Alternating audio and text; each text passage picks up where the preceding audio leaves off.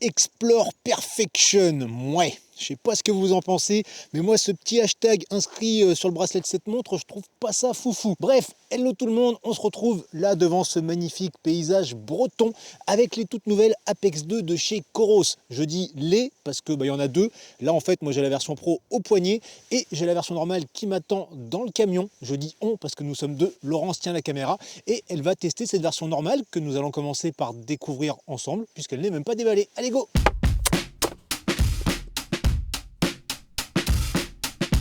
Bon alors elle est comment cette petite Apex 2? Bah écoute, ça m'a l'air très joli. De cette couleur gris clair.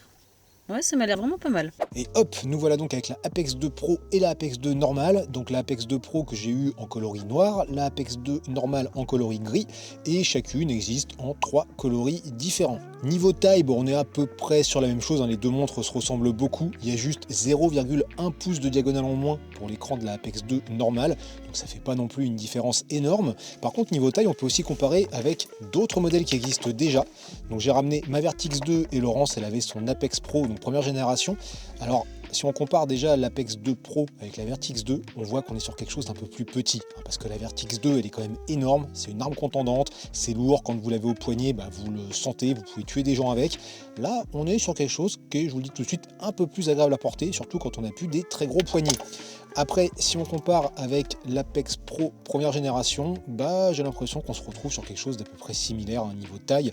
Il y a juste, on a vu, un petit peu plus d'épaisseur peut-être sur le modèle 2. Mais voilà, ça s'arrête là. Autrement, sur ces montres, on retrouve le système habituel de chez Coros pour se balader dedans. Donc avec la molette qui permet de faire défiler les écrans, ça c'est super pratique. Et puis on a les deux boutons. Niveau construction, on a un verre de saphir, donc pour les deux, avec une lunette en alliage de titane. Apparemment, c'est une lunette nouvelle génération, 2 fois plus résistante aux égratignures, tout ça. Si on regarde à l'arrière, on a un nouveau capteur cardio, apparemment, de nouvelle génération, plus précis et tout. Avant, ça ressemblait à ça, tout comme sur la Vertix 2 d'ailleurs, voilà, hop, et maintenant ça ressemble à ça. Donc on verra si c'est mieux ou pas mieux ou quoi avec le temps. Encore un petit truc, c'est que là on est sur du bracelet en nylon, ça on aura l'occasion d'en reparler plus tard. Encore une petite info pour celles et ceux que ça intéresse, je sais qu'il y en a pour qui ça a de l'importance, c'est le poids de ces montres. La Apex 2 pèse 42 grammes et sa version Pro pèse 53 grammes. Maintenant il y a encore d'autres petites différences entre ces deux modèles, mais je vous propose qu'on aille voir ça en activité, donc tout de suite on part courir.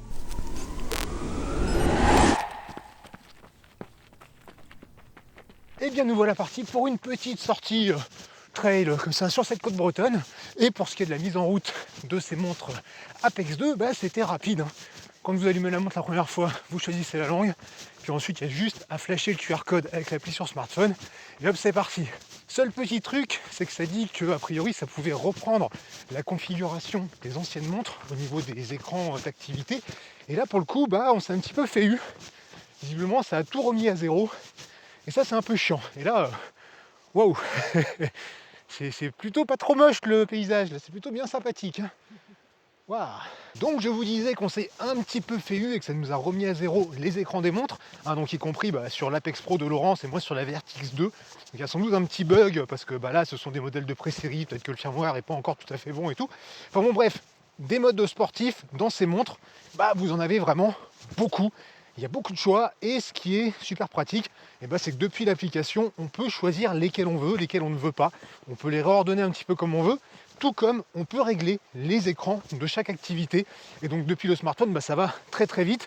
On peut aussi même régler le menu des raccourcis pour certaines fonctions. Donc vraiment tout ça, c'est super pratique. Là, sur la version Pro, il y a en plus, par rapport à la version normale, un mode pour l'escalade multivoie, si je dis pas de bêtises. Et après, vous voyez, regardez, on arrive en bord de mer, c'est juste trop beau. Il y en a peut-être parmi vous, ça leur donne envie de sauter à l'eau, de plonger et tout, enfin je ne sais quoi. Et donc ouais, pour les amateurs de sport aquatique comme ça, sachez un truc, c'est que ces Apex 2 ne sont résistantes à l'eau qu'à 5 ATM contre 10 pour les Apex première génération. Ça fait que celle-ci, elle résiste à 50 mètres de profondeur contre 100 mètres pour les précédentes. Voilà. Autre différence entre ces deux versions, c'est que la Pro, elle embarque une puce GPS double fréquence. Mais c'est quoi double fréquence? Allez, j'essaie de vous expliquer ça de manière très simple et efficace. Donc, ces montres Coros, comme d'autres d'ailleurs, nécessitent de capter 4 satellites pour savoir où vous êtes. Pour trouver ces 4 satellites, elles ont accès jusqu'à 5 systèmes satellitaires. Là-dedans, on retrouve le bien connu GPS qui est américain, le QZSS qui est japonais, le GLONASS qui nous vient de Russie, le Beidou de Chine et le Galileo d'Europe. Dans l'idée, plus grand est le nombre de satellites auxquels vous avez accès, plus il y a de chances que la montre, elle en trouve 4 rapidement et en permanence. Maintenant, ces satellites, ils envoient un signal à la montre, mais ce signal, il peut merder.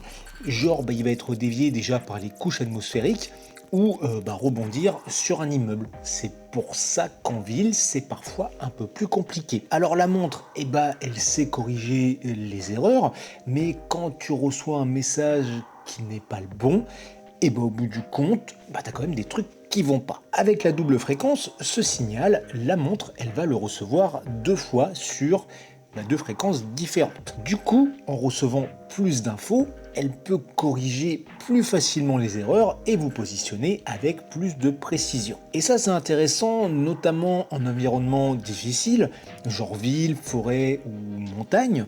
Aussi, ça permettra de réduire les erreurs de distance sur très longues sorties, genre de ne pas se retrouver avec 127 bornes au compteur d'un ultra annoncé à 115.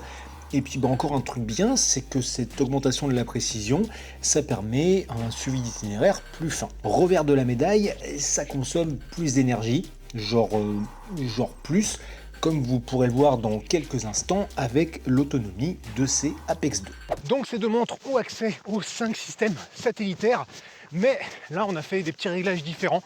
Moi sur la Pro, j'ai activé le truc full avec la double fréquence, et sur celle de Laurence, on a laissé vraiment le truc de base avec seulement 2 systèmes satellites, mais qui donne le plus d'autonomie. Comme ça, on verra à la fin de cette petite sortie s'il y a vraiment une grosse différence de précision entre les 2 traces enregistrées, même si là on est sur un environnement plutôt ouvert, et donc logiquement ça va peut-être pas trop changer non plus.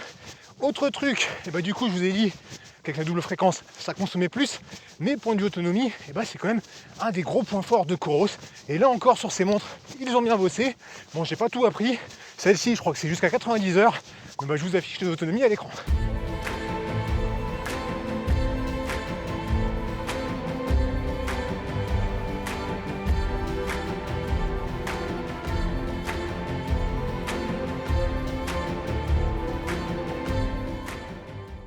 Bon, nous voilà de retour de cette petite rando trail sur la côte bretonne. Très agréable cette sortie. Alors je dis rando trail parce que franchement on s'est baladé, on a pris notre temps, on a fait quelques images, on a visité des petits chemins, on s'est arrêté, mater le paysage, franchement c'était cool. Et maintenant on va comparer ce qu'ont enregistré nos 2 montres. Donc on a ici à gauche ma Coros Apex 2 Pro et à droite la Coros Apex 2 qu'avait Laurence. Alors point de vue distance, 7 km 07 pour moi, 6 km 690 pour Laurence. Alors c'est normal que j'ai un petit peu plus, j'ai fait peut-être 2-3 allers-retours de plus sur certains chemins, donc là c'est correct. Bon après les durées d'activité et tout, j'ai envie de dire on s'en fout. D+, et D-. Alors le D+, chez moi 201 mètres, le D-, 202 mètres, Laurence 202 et 202. Alors là par contre le fait que moi j'ai fait 2-3 allers-retours de plus, c'était pas forcément beaucoup en pente, mais peut-être qu'il y aurait pu y avoir une différence, même si je pense que c'est pas significatif. Bon bref, maintenant on va regarder un petit peu les tracés qui ont été enregistrés, voir si avec ces différents systèmes satellites que j'avais, donc 5 pour moi plus la double fréquence, c'est plus précis que Laurence avec seulement 2 satellites. On va aller là où c'est plein de zigouigoui.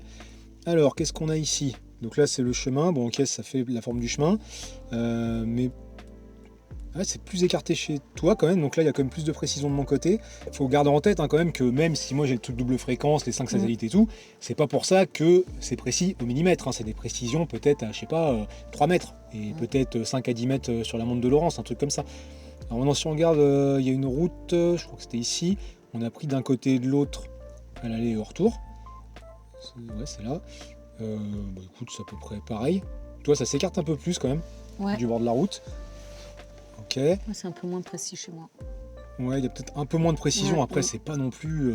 Franchement, est-ce qu'on est toujours à regarder nos traces au millimètre?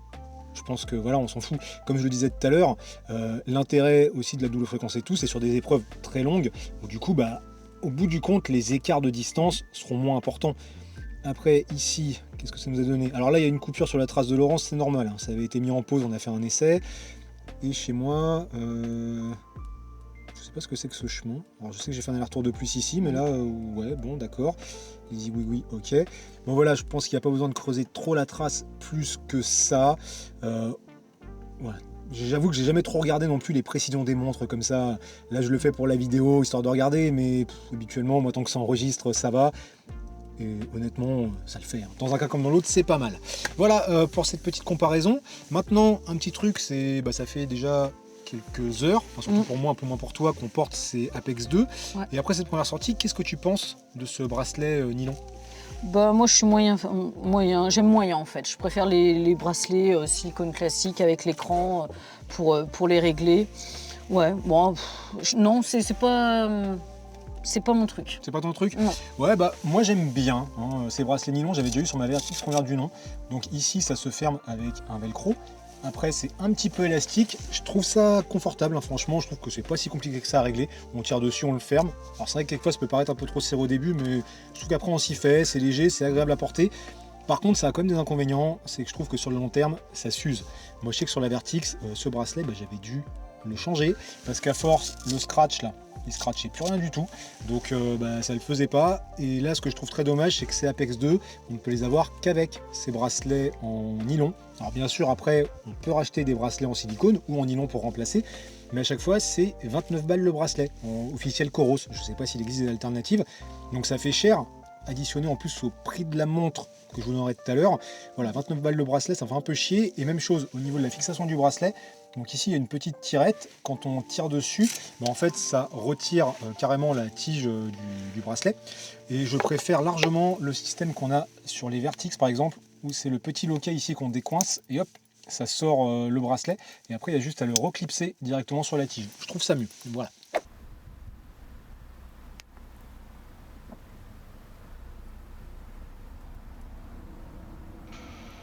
Et ça marche pas mal, hein. Là, je suis en train de tester la fonction musique de la montre. Alors, c'est un truc que j'avais déjà aussi sur la Vertix 2, mais que j'ai jamais essayé, parce que perso, avoir la musique sur ma montre, ça m'intéresse pas de trop. Mais là, j'ai testé, il y a quelques petites musiques qui sont mises dessus de base, et ça marche bien. Et je vous dis, il y a quelques petites musiques qui sont mises dessus de base, parce qu'à l'heure actuelle, on peut pas encore les rajouter. Mais ils ont bien annoncé qu'avec de futures mises à jour, et sur la Apex 2, et sur la Apex 2 Pro, on pourra mettre nos propres musiques, donc des fichiers MP3, et les écouter avec des écouteurs Bluetooth qu'on va relier dessus. Alors après, un truc à savoir, c'est qu'il y a encore une différence entre ces deux modèles, c'est que la Pro, elle embarque 32 Go de mémoire, alors que la normale, elle n'a que 8 Go. Forcément, un petit peu moins de musique. Après, il y a d'autres petites fonctions pratiques dans ces montres, notamment, elles peuvent servir de télécommande pour des caméras type GoPro ou des caméras de la marque Insta360. Et après, il y a une autre fonction qui est la fonction préférée de Laurence. Montre-nous. C'est une fonction qui lui est très très utile au quotidien. Oui. C'est la fonction sans laquelle elle ne pourrait survivre. Allez, démonstration. C'est la fonction pour trouver le téléphone. Hop. Voilà, donc Laurence qui perd toujours ses affaires, ça lui permet de savoir où est son téléphone, et ça fonctionne aussi dans l'autre sens, hein. Depuis le téléphone, vous pouvez retrouver la montre. Il y a encore d'autres petites fonctions qui peuvent être utiles, pratiques, notamment le test HRV, c'est le test de variabilité de fréquence cardiaque pour savoir genre si vous êtes en forme. Seul truc, c'est que nous, là, sur les modèles qu'on a, qui sont des modèles de pré-prod, on n'a pas pu trop tester. Bon, j'ai déjà pu voir sur d'autres Coros, mais en gros, vous lancez le truc. Moi, ça se lance pas du tout sur la Pro, sur la sienne, ça se coupe en cours de route. Mais bon, sur les modèles qui vont commercialiser, forcément, ils ont changé le capteur, ça fonctionne très bien. Après, encore une autre fonction que j'aime bien, c'est le mode nuit, où quand vous l'activez, vous avez un rétroéclairage de l'écran qui est pas trop puissant, mais qui vous permet de bien lire le truc quand il fait noir, et qui reste actif soit jusqu'à la fin de votre activité, soit jusqu'au lever du soleil.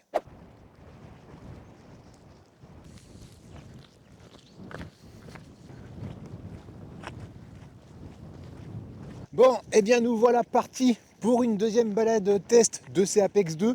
Nous sommes maintenant sur la presqu'île de Crozon, le temps est magnifique, il y a du vent, mais voilà.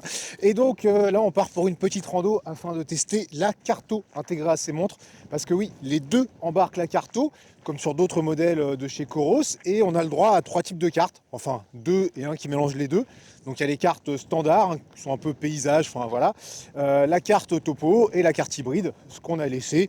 qui a priori fonctionne bien, autant prendre le meilleur des deux mondes. Pendant cette balade, on va voir si on ne se perd pas, et j'en profite pour vous redonner quelques infos sur les montres, avec tout d'abord par exemple le fait que le bouton qui est en haut, on peut le programmer. Hier je vous parlais de petites fonctions pratiques, genre le mode nuit, télécommande caméra et tout, vous pouvez l'assigner à ce bouton. Donc moi par exemple, avec un appui long, ça me lance le mode nuit.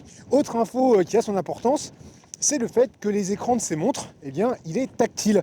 Alors, il n'est pas tactile tout le temps, il n'est tactile que pendant une activité.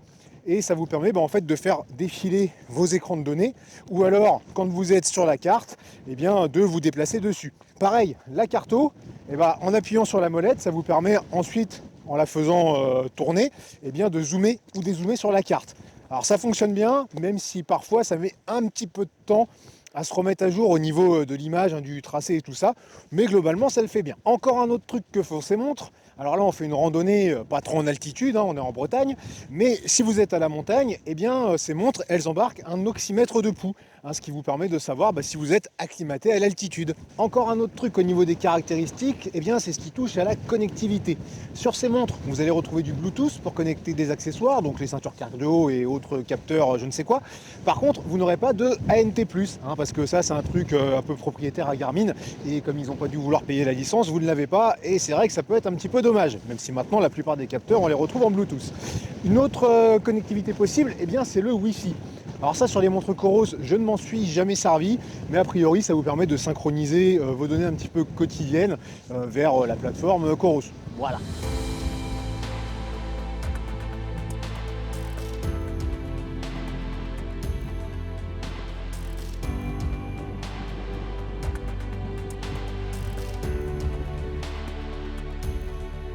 Bon, qu'est-ce que tu penses de la navigation avec la carto jusqu'à maintenant?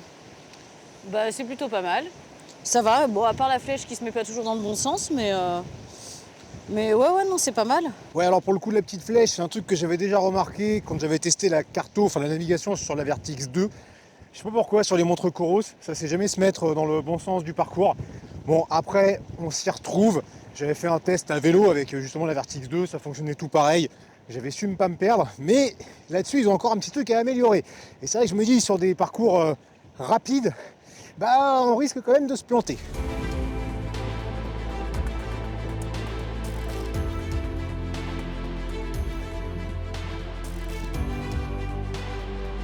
Ouais, Laurence, tu voulais nous parler d'un truc qui pour toi est très important quand même sur ces montres? Enfin, très important, exagère pas, mais un truc en tout cas qui me fait bien kiffer, bien marrer, c'est le watch face, donc de changer l'aperçu qu'on a, le premier écran sur la montre. Comme ça, on le personnalise en fonction de son humeur, de ce qu'on a envie, etc. Donc je trouve ça plutôt sympa. Ouais, donc de pouvoir personnaliser le watch face, donc l'écran horaire de la montre, c'est un truc qui a de l'importance pour certains, moins pour d'autres.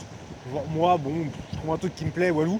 Il y a pas mal de choix en général sur Coros, pas encore trop sur ces Apex 2 de ce qu'on a vu. Sans doute que ça va venir quand la montre sera officiellement sortie. Et pareil, quand vous choisissez un écran, vous pouvez ajuster la petite couleur de mise en valeur de certains éléments. Il y a des écrans avec plus ou moins de données. Parfois, ils font des écrans pour des occasions spéciales, type des marathons, des machins et tout. Donc voilà, pour les accros à la personnalisation, sur ces montres Coros, il y a quand même pas mal de choses possibles.